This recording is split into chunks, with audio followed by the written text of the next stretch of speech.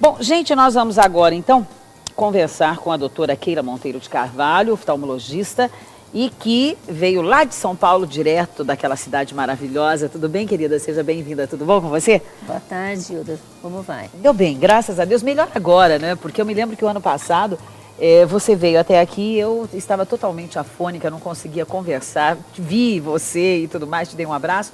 E eu queria agradecer a gentileza de você ter voltado aqui. Você tem consultório em São Paulo, mas tem aqui na cidade de Piracicaba também, é isso? Ah, também em Piracicaba. Já há mais de 35 anos, né? Que a gente tem consultório e eu tenho um centro cirúrgico em Piracicaba. E dá tempo de tudo isso, doutora Keila? Porque você faz muita coisa, né? Ah, é claro, é só se dividir no tempo. Esses dias eu vi alguém dizer assim, ó, o dia tem 24 horas. 8 horas para trabalhar, 8 horas para dormir e 8 horas para lazer. Você consegue fazer isso? Não, 8 horas para lazer não tem. Não dá, a gente não consegue. Gente... Mas a gente se diverte trabalhando. Conta bem, né? Com os amigos é sempre muito bom, graças a Deus por isso. Bom, doutora Keila, eu começaria conversando com você a respeito de, claro, nós vamos falar sobre óleos, né? E eu queria te perguntar assim, como é que a gente pode ter óleos saudáveis, uma visão perfeita? Você até me dizia há pouco, né, que muita gente tem algumas expectativas, mesmo com a idade avançada, de enxergar bem, né, de não perder nem um pouco da visão e tal. Então, eu queria te falar assim, o que de uma forma geral pode afetar a saúde dos nossos olhos e se existe alguma forma de a gente prevenir, né, que a gente fala sempre de trabalhar com prevenção é sempre melhor. Será que existe alguma forma de nós termos olhos saudáveis a vida inteira? Ah, sem dúvida, Hilda.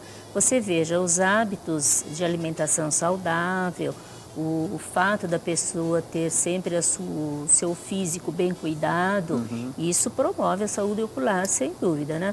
Hoje em dia é muito falado o papel dos antioxidantes. Sim. E isso já é totalmente conhecido, por exemplo, na prevenção da degeneração de mácula relacionada à idade.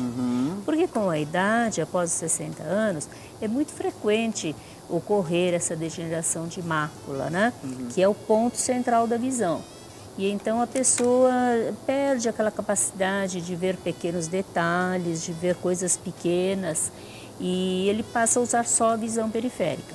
E isso é associado, é claro, com problemas sistêmicos, por exemplo, a hipertensão arterial, não bem tratada, ou diabetes mellitus, que esse é um grande vilão para o olho.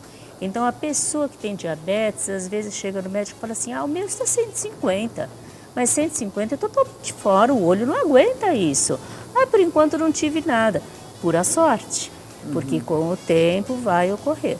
E quando iniciam essas alterações do olho, por exemplo, do diabetes que não está bem controlado, aí às vezes é inevitável. Então, o isso diabetes não pode cegueira, ter não? nem um pouquinho, ele tem que estar abaixo de 100. Se ele estiver acima ele pode ficar de 100, cego? Pode ficar cego. É claro que hoje existem muitos tratamentos. O primeiro é a aplicação de laser. Quando só o laser não é suficiente, então entram cirurgias, nos estados mais avançados. Mas sempre já é um estado patológico, em que o olho já está com alterações. E o uso dos antioxidantes via oral, que os mais comuns são zinco, cobre, selênio e vitamina A, C e E, sem dúvida colabora, cada vez é mais ousado, já é bastante provado nessa questão degenerativa. Volte lá que eu perdi. O zinco, cobre e selênio, inclusive eu tomo isso. Isso deve ser prescrito pelo médico, isso, né, Hilda? Sim, claro. Eu fiz 32 exames para chegar nessa... Não é só isso, tem mais Exatamente. coisa. Tem magnésio, tem uma série de coisas. Tem. Vitamina O básico é zinco, A, cobre, selênio, e vitamina A, C e E. C e E. A vitamina A, se a pessoa é fumante, não convém que ela tome, né? Ah, é? Então a gente usa luteína e zeaxantina, que já é mais natural. Então é provitamina A, que vai se transformar no organismo. Isso tudo pode fazer fórmula, né? Tem medicamentos prontos. E existe também outros microelementos que podem ser adicionados, uma lista assim enorme, mas esse é o básico, é o principal. Bom, me diga uma coisa, então uma pessoa assim, com uma alimentação equilibrada, uma vida saudável, se exercitando, quer dizer, tendo uma vida tranquila e equilibrada, ela começa a ter os efeitos dessa degeneração macular, então a partir de que idade? O que se diz é o seguinte, que há uma certa prorrogação, entendeu? Porque o outro item que vem junto com isso é a pessoa evitar o estado inflamatório do organismo. Então, a pessoa, por exemplo, que tem artrites, artrite reumatoide, a pessoa que apresenta doenças cardiovasculares, são estados inflamatórios do organismo que vão levando à degeneração do organismo inteiro, inclusive do olho. Então, assim como o diabetes, que é um estresse oxidativo, né? Assim que é chamado. Então, a pessoa precisa ter esse cuidado e cuidar das doenças. Ele não pode estar doente. Sim, ele pode ficar doente, mas não pode estar. Não permanecer. Então, ele tem que tratar. Uma glicemia de jejum de 150 é totalmente inadmissível para o olho. Se o médico clínico, às vezes, acha que o corpo suporta, mas o olho não suporta. Ele tem que ter a glicemia de jejum abaixo de 100. Ele tem que tomar medicação suficiente para que isso permaneça sempre no limite dentro do normal, não pode dar nem um pouquinho acima, porque com os anos vai ter consequências. E aí eu ia até te perguntar se, por exemplo, você assistir televisão sem luz, ler com luz fraca, isso pode vir também a acarretar algum problema? Pode, quer dizer, pode ajudar aí nessa questão toda, doutora? Não, esses efeitos ambientais, no máximo vão dar um cansaço, né, maior no olho. Então a gente recomenda que tenha sempre uma pequena luz para não ter um contraste muito acentuado, ou que a pessoa use o óculos, no caso, corrigindo os pequenos graus, para que não haja esforço visual, mas não que vai ocasionar doenças, isso não ocasiona doenças. Uma criança muito perto da TV, muito perto do computador. Ah, criança muito perto da TV, esse precisa ir no oftalmologista, evidentemente, porque você precisa descobrir se é uma mania dela, né, como os pais falam, que às vezes é uma mania, ou se ela realmente que ela tem um quer interagir lá, né? Ela quer entrar dentro da tela para também participar do desenho, mas né? geralmente porque não enxerga bem. É?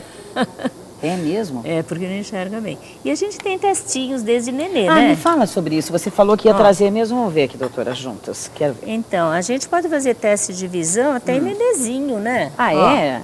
esse daqui é um teste, que são essas raquetes, e aí tem essa que é cinza e a outra que é listadinha, né? Tá. Aí a gente apresenta assim para a criança. Para onde você acha que a criança vai olhar, Hilda? Eu acho que ela vai olhar para a listinha. Para a listinha, claro, né? É o que chama mais atenção. Aí a gente vai trocando. Daí eu vou pondo a listinha menor. Depois eu ponho a listinha bem menorzinha. Você vê que aqui, ó... Já confunde. Já confunde. O nenê já vai ficar... onde estará a listinha? Entendeu? Ele já não consegue... Ele nem vai... Deixa eu ver. Não, eu vejo a listinha. Estou vendo ainda, você doutora. Tá pertinho. Mas se você estiver bem longe... Mas deixa eu ver de longe. Nossa, não dá para ver. Bem longe. Não vai dar. E aí a gente tem uma medida, né? Que já vem aqui anotado. E a gente... Isso chama-se olhar preferencial. E essas outras listas aqui daí? São várias, são né? várias. Nós temos 8, até a última, que é a mais fininha. Que é essa aqui. Que é essa aí, e que a maiorzinha, se confunde bem. Bom, mas a E maior a maiorzinha é enorme. grandona, Quer dizer, essa seria uma coisa parecida com essa no final. E essa grande... Essa grandona é a primeira, é bem óbvia. Depois você tem uma... Aí vai mudando, que tem as intermediárias. Quer dizer, esse é um teste para criança, então? Para nenê. Para nenê? Para nenê. A partir de que idade você pode começar a levar o seu filho no oftalmo? O primeiro exame do nenê é o teste do olhinho, né? Certo, lá no hospital. Está muito divulgado que é feito no hospital. Certo. E aí você já verifica se um olho está igual do outro, se não tem anomalia, se não tem algum defeito congênito e se a luz está atravessando bem. Depois, se a partir disso foi suspeitado alguma coisa, ele já pode. Eu já tive muitos nenês que vieram no consultório na primeira semana de vida. É mesmo, doutora? Porque com probleminha, outro que já se manifesta. Agora, normalmente, para fazer, por exemplo, esses testes de visão, a gente faz em nenezinho com, assim, tipo 2 meses, porque ele já firma a cabeça. Então, a partir do momento que a criança firma a cabeça, ele já pode olhar para você e já responde. Porque não tem aquilo, doutora, que fala que a criança com 2, 4 meses não enxerga ninguém ainda? Eu discordo 2 meses disso. Já enxerga, exatamente. Né? Porque o nenezinho, realmente, quando nasce, ele só dorme, né? Ele ainda não está contactuando com o mundo externo. Mas a partir mais ou menos de 2 meses de idade, o nenê já vê a imagem do rosto humano de frente e já dá aquele sorrisinho, aquela resposta. Essa resposta de sorrisinho que ele dá já demonstra que está enxergando. Certo. Tem gente na linha, doutora? Vamos ver quem é? Alô? Boa tarde. Boa tarde, quem está falando? Antônio. Antônio. De onde, Antônio? Da Abílio Pedro. Do? Abílio Pedro. Tá, seja bem-vindo então. E aí, como é que estão os olhos aí, Antônio? É o seguinte, doutor, eu queria fazer uma pergunta, doutora Keila, isso. A respeito, eu tive toxoplasmose e eu perdi uma visão. E eu tomei Midcorten, esse Midcorten retinha água no corpo, o meu triglicérido chegou a 1444. E no caso aí depois veio o diabetes. Aí eu controlei o remédio. Hoje eu não tenho mais o diabetes assim, entendeu? E eu gostaria de saber do que vem essa toxoplasmose, porque eu mexia só com pomba. Só com o quê? Só com pomba, da praça, de caixas d'água, entendeu? E eu peguei aquele pó. E aí eu fiquei cego, de um olho. Você está assim há quanto tempo, Antônio? Que eu tô assim? É. Começou a doença em 2003. 2003. Você procurou médicos? Procurei, me tratei, fui tratando e a doença foi perdendo como ela ia cicatrizando a ferida, a bactéria, ela ia cegando, até chegar aos 100% sem a perda de visão. Você entendeu? Tá. E agora é o seguinte, cada 3 meses, 6 meses eu passo com o oftalmologista para saber se a outra, então eu gostaria de saber dela, se pode acontecer de passar para outra. Doutora, Antônio, pode, lógico. Pois não, Antônio.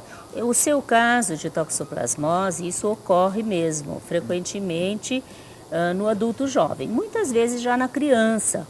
Às vezes a criança já nasce com esse probleminha, mas às vezes no adulto jovem que ocorre.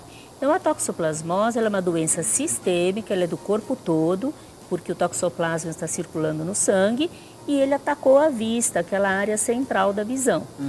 Esse caso, quando já atacou, há uma destruição do tecido central e então não há solução para aquele olho. Se o outro olho é normal, ele pode desenvolver todas as atividades, inclusive dirigir, tudo mais, não há problema nenhum.